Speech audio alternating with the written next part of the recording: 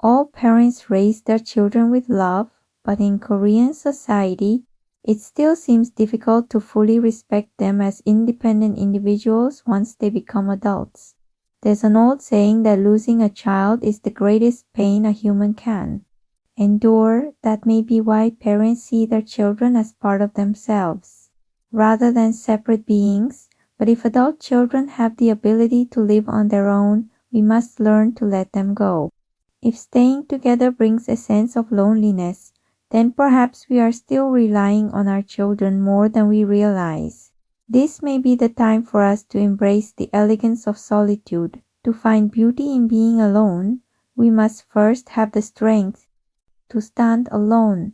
Letting go of what's familiar and embracing change takes courage, and that courage comes from trust and love for oneself. As I decided to release my grip on my child, tears streamed down my face. Then suddenly a phrase came to mind, "Go alone like a rhinoceros horn." I looked up its origin and found it in the teachings of the Buddha. I was deeply moved by the words, "When love and longing deepen, pain follows.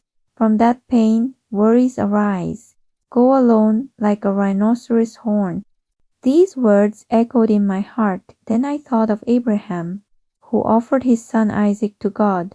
Wasn't that too a lonely walk like the rhinoceros horn? Abraham's obedience came not from expectation, but from surrender. Even though he believed in God's goodness, he let go without demand. Some churches present God as someone who must give us something to hold our faith. But is that true devotion? Is calling upon God based on what he will give us truly faith? I began to question, have we interpreted God too much through a human-centered lens?